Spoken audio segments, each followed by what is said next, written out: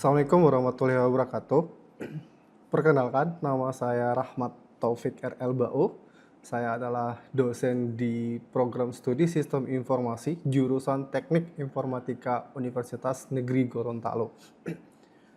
Pada kesempatan kali ini saya akan melakukan penyusunan dokumen pernyataan diri dosen dalam unjuk kerja Tridharma Perguruan Tinggi atau yang disingkat dengan PDD UKT-PT.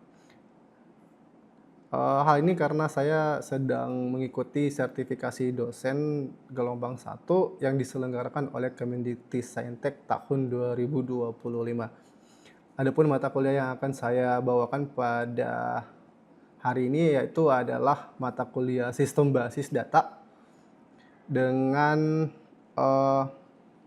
bobot SKS sekitar 4 SKS itu dengan kode khusus EAE 60624. Nah, mata kuliah ini adalah mata kuliah wajib untuk mahasiswa di semester 2.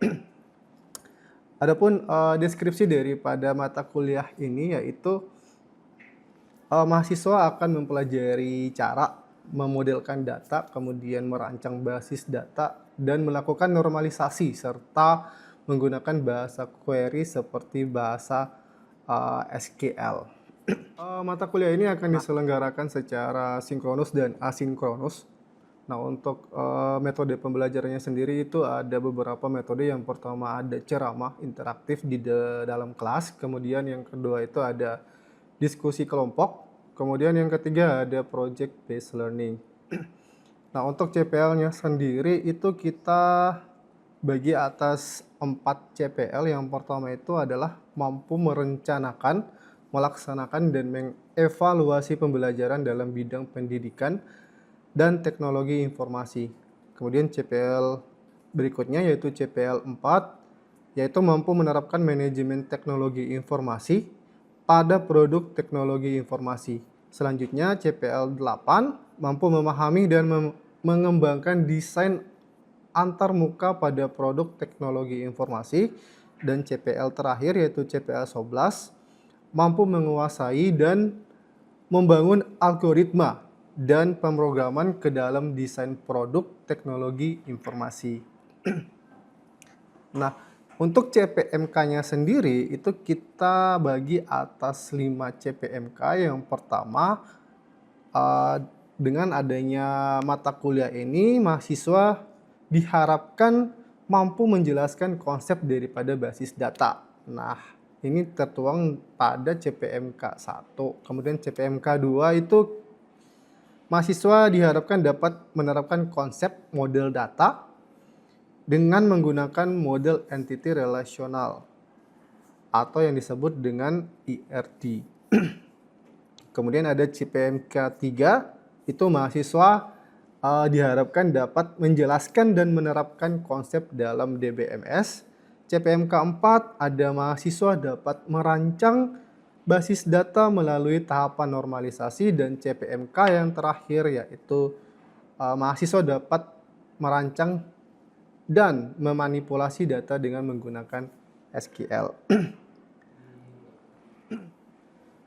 Baik, adapun untuk media pembelajaran yang akan saya gunakan pada mata kuliah ini yaitu ada beberapa media. Yang pertama itu ada modul, kemudian referensi dari artikel ilmiah, dan video pembelajaran. Nah, untuk materi pembelajaran sendirinya itu kita akan membahas mengenai 8 materi. Yang pertama itu ada arsitektur basis data, kemudian data independence, kemudian ada penggunaan basis data, selanjutnya bahasa basis data, konsep DBMS, arsitektur DBMS, implementasi CRUD atau create, read, update, dan delete, dan yang terakhir adalah normalisasi. Nah, untuk kriteria penilaiannya sendiri itu dibagi atas 4 komponen penilaian. Yang pertama, kehadiran dan keaktifan daripada mahasiswa di dalam kelas itu mempunyai bobot 10%, kemudian disusul dengan tugas itu bobotnya 20%, UTS 30%, dan UAS itu 40%.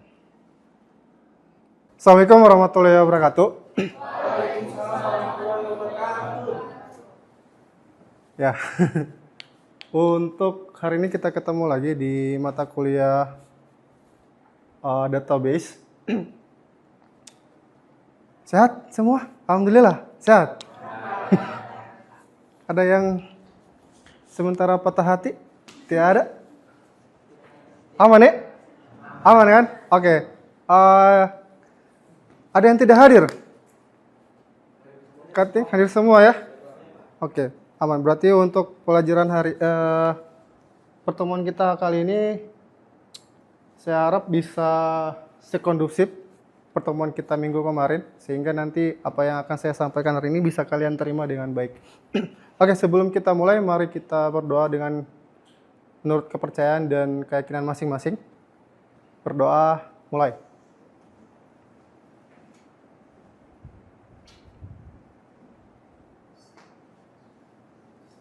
Oke, berdoa selesai. Baik, untuk hari ini sebenarnya kita mau lanjut ya dari pertemuan yang sebelumnya. Jadi kalau misalkan di RPS itu kita sekarang masuk di pertemuan ke-14. Ini dari RPS itu CPMK-nya itu diharapkan mahasiswa dapat merancang database. Jadi kalau kemarin kita sudah belajar mengenai DDL atau Data Definition Language, di mana DDL tersebut dia termasuk di dalam salah satu bahasa SQL yang nantinya akan digunakan untuk mengembangkan sebuah database. Nah, untuk hari ini kita lanjut ke pembahasan berikutnya. Kita ada DML, itu juga merupakan salah satu bahasa daripada SQL. Nanti harapannya itu adalah mahasiswa mampu mendesain basis data menggunakan SQL sebagai database relasional. Jadi kalau kemarin kita sudah belajar mengenai IRD, kemudian normalisasi. Nah, itu dari normalisasi IRD kita bawa ke dalam database. Kalau IRD dengan normalisasi itu dia masih di dalam tahapan perancangan atau desain bentuk fisik daripada sebuah database. Kalau sekarang kita sudah lebih ke dalam dia punya database-nya itu sendiri, yaitu kita mau ke strukturnya. Nah, kalau misalkan kita lihat di sini masih sama dengan seperti minggu kemarin, kita ada praktikum. Nanti saya akan sampaikan dulu terlebih dahulu dia punya materi, nanti kemudian kita lanjut dengan praktikum masing-masing di depan komputer. Kebetulan saya sudah berikan kalian username dengan password untuk mengakses di Apex. Kita hari ini akan menggunakan Oracle Apex, platform daripada Oracle. Nanti kita akan masuk sama-sama untuk praktikumnya. Oke, sebelum kita masuk di materi DML, kita akan coba untuk flashback kembali dulu mengenai materi di minggu kemarin. Nah, sekarang teman-teman masuk di joinmyquiz.com dengan masukkan kode 244684.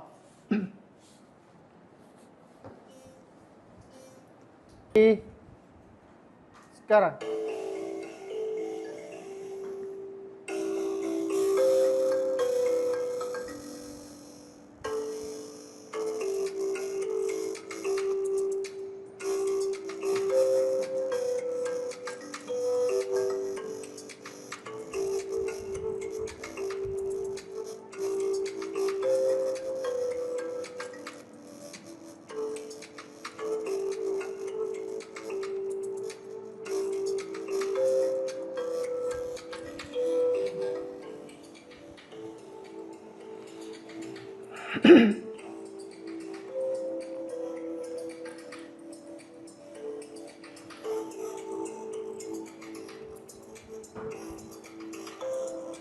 Oke, kita akan coba bahas satu persatu mengenai kuis yang sudah kalian jawab. Jadi yang pertama itu, apa perbedaan dasar antara fungsi DDL dan DML?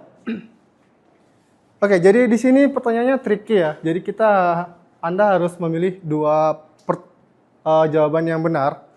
Jadi yang jawaban yang benar itu adalah DDL diterapkan pada kerangka database dan DML itu diterapkan pada substansi dari database. Kira-kira siapa yang benar di sini tadi? Ada 10, 8 orang berarti yang betul. Siapa yang benar tadi di situ? Oke, Hilal. Yang salah? Oke, Reza. Kenapa?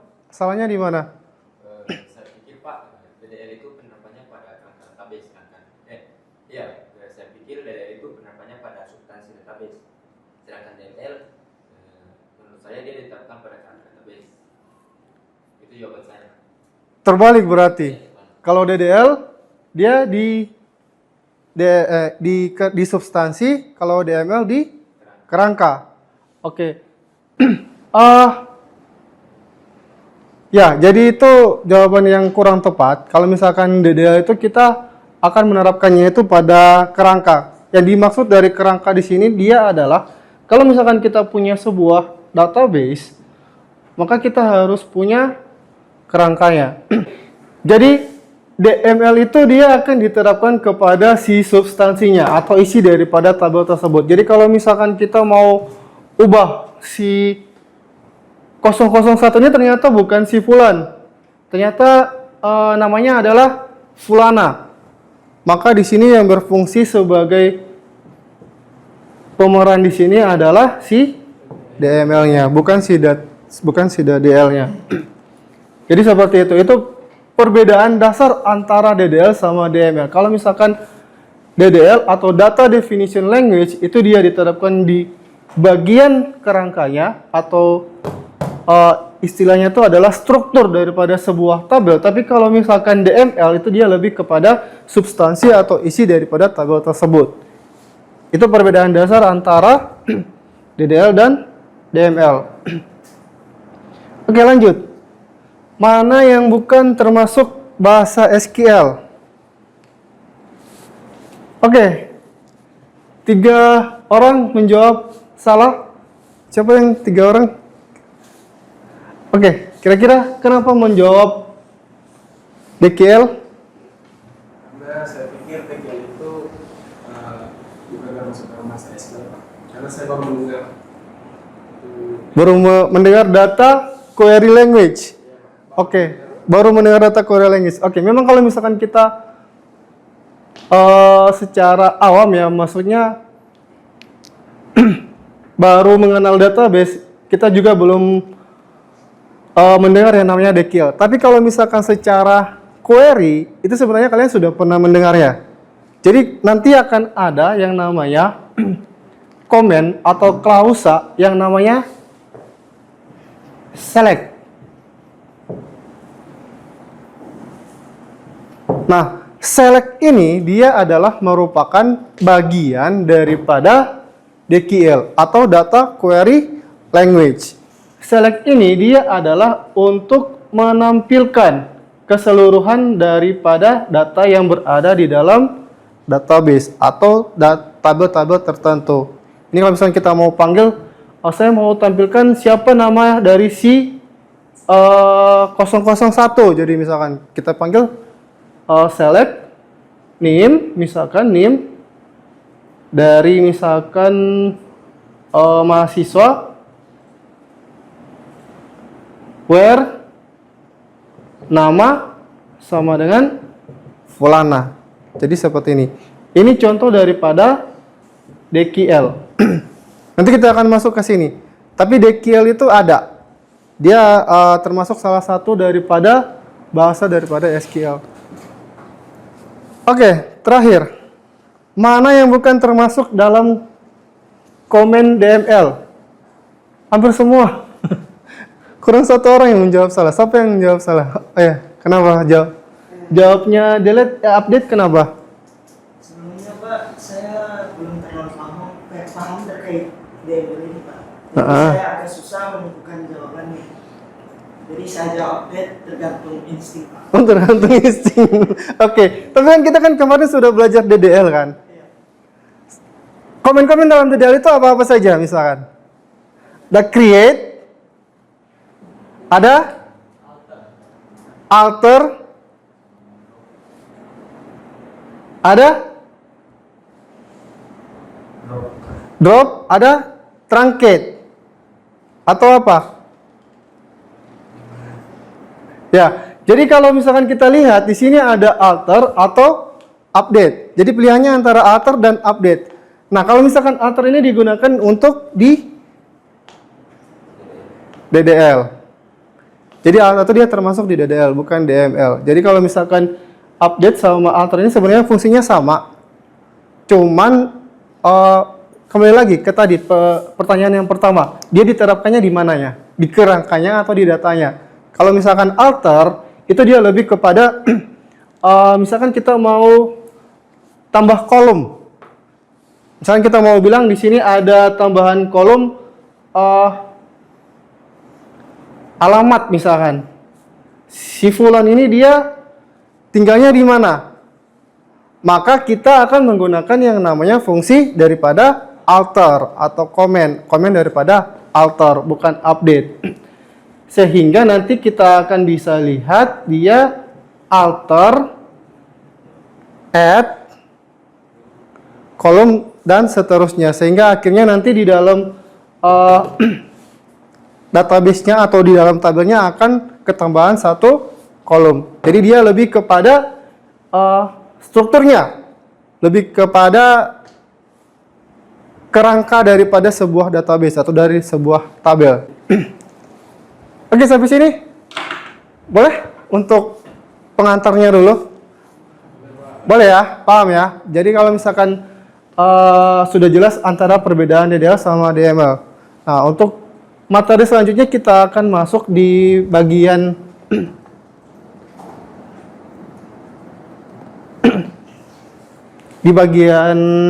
DML. Jadi untuk DML sendiri itu ada berapa komennya kira-kira? Ada yang sudah tahu? Untuk DML kita punya insert, kemudian ada update, kemudian ada delete. Nah, ini basicnya. Nanti kita akan pelajari mengenai insert, update, dan delete. Kita akan create tabel yang ini.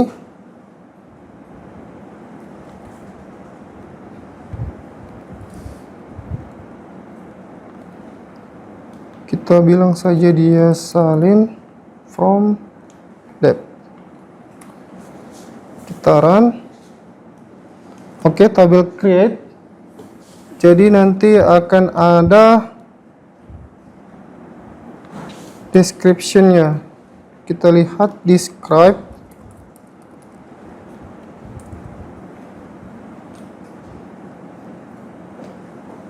Oke, jadi di tabel departemen itu kita punya ada yang namanya departemen ID, kemudian ada departemen name, ada manager ID dan location ID. Jadi ada data, ada tipe datanya, ada length, ada precision, ada scale dan seterusnya.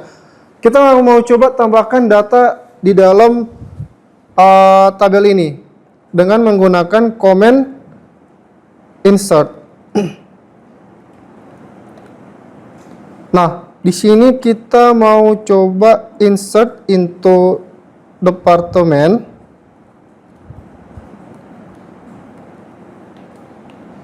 Ini saya ganti salin departments.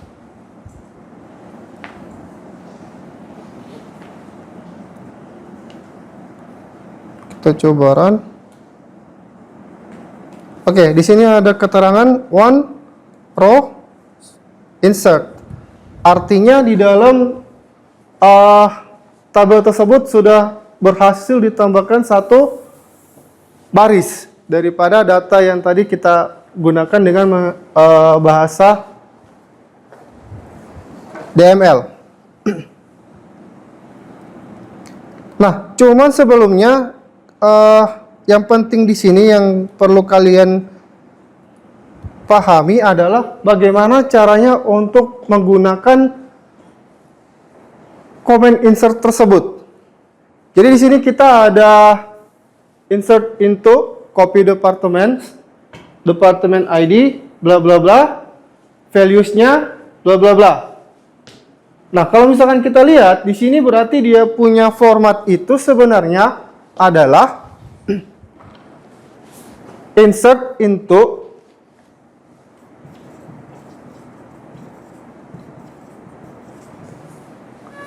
copy department itu apa?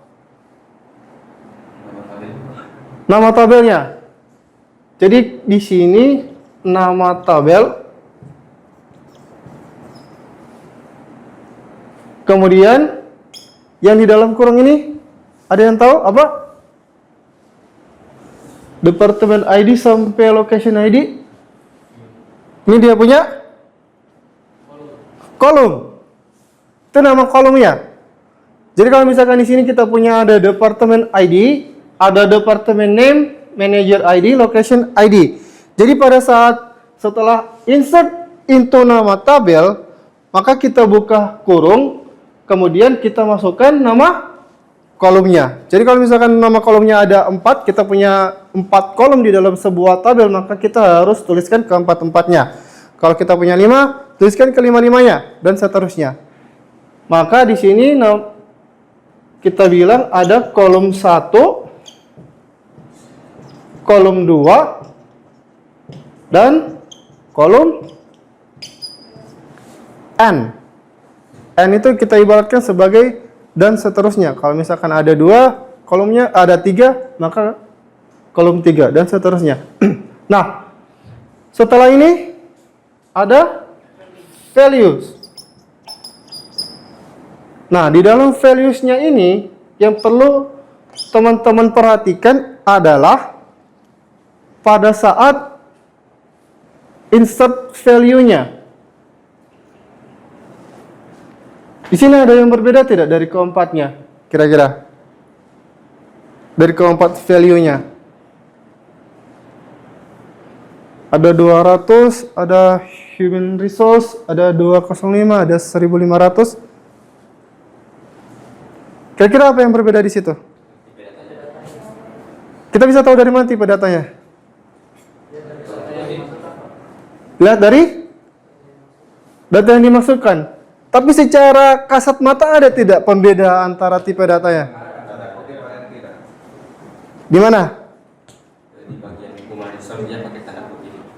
Oke, dia pakai tanda kutip. Kelihatannya di sana, yang di belakang kelihatan.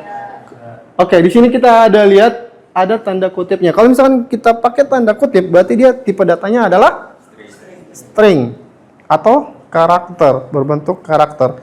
Tapi kalau misalkan tidak pakai tanda petik, maka tipe datanya itu adalah numerik, atau bisa integer, bisa apa namanya? Untuk dia punya tanggal juga bisa sebenarnya. Ya, atau desimal, pecahan. Itu bisa masuk di sini. Nah, kalau misalkan di sini kita lihat tujuannya adalah mau menginsert si 200 di department ID, human resource di department name, kemudian 205 di manager ID, dan 100 di location ID. Sehingga akhirnya nanti akan ketambahan satu baris baru, di mana baris tersebut nanti akan ada values yang seperti di sini pada komen yang contohnya. Jadi di sini values-nya, maka kita harus tambahkan dia adalah value 1, value 2, dan value. Oke, apa yang akan terjadi kalau misalkan saya input human resource 200 205 1500. Tadi kan kalau misalkan kita percobaan pertama itu kan ya 200, kemudian di sini ada human resource. Nah, di sini saya tukar. Ada human resource kemudian 200. Kira-kira apa yang akan terjadi kalau misalkan kita input ini? Error, Pak. Error. Ya. Oke, kira-kira errornya kenapa? Karena kolomnya tidak sesuai dengan value yang ada. kolomnya tidak sesuai dengan value yang ada. Oke, betul. Kolomnya tidak sesuai dengan value yang ada atau value-nya tidak sesuai dengan kolom yang ada. Jadi kalau misalkan di sini kita lihat departemen ID, di sini nama kolomnya kita state, kita definisikan bahwa urutan pertama itu adalah kita akan menginputkan value daripada si departemen ID, maka kita harus inputkan juga data yang sesuai dengan struktur yang berada di dalam si kolom daripada departemen ID. Nah, kalau misalkan kita jalankan ini akan error, kira-kira errornya karena ada di mananya? Berada di tipe datanya. Ya, betul, tipe data. Kenapa tipe data? Karena kalau misalkan tadi kan departemen ID itu tipe datanya adalah numerik, sedangkan kalau departemen name itu dia adalah string atau char. Nah, kita coba lihat untuk dia punya eksekusi kira-kira. Nah, di sini dia katakan bahwa dia akan error. Invalid number at sysline 1721. Oke, invalid number. Jadi kalau misalkan di sini invalid number, kenapa dia invalid number? Karena dia pakai tanda kutip. Seharusnya dia adalah string atau karakter. Dia bukan sebuah number. Jadi dia akan muncul error seperti itu. Bagaimana caranya untuk kita bisa memperbaiki error tersebut kira-kira? Selain switch antara human resource dengan 200, kira-kira apa yang perlu kita lakukan? Switch kolomnya. Simple. Kalau misalkan kita mau switch dia punya kolom, berarti di sini seharusnya departemen name, di sini departemen ID. Bisa tidak seperti itu kira-kira? Kita coba. Jadi di sini kita akan coba untuk switch. Di sini departemen name dulu, kemudian ada departemen ID. Tapi karena tadi kita sudah input 200 dan ini adalah sebuah primary key, kita coba dengan 202. Row berhasil. 1 row insert. Nih. Jadi one row insert. Ini keterangannya. Jadi query yang tadi berhasil. Jadi itu salah satu cara daripada untuk kita menggunakan comment daripada insert di dalam DML. Boleh? Oke, untuk selanjutnya kita akan coba praktek di komputer kalian masing-masing. Jadi di situ kita akan coba lihat di latihan ke-20. Itu Anda buka, kemudian Anda coba praktekkan di dalam komputer kalian masing-masing.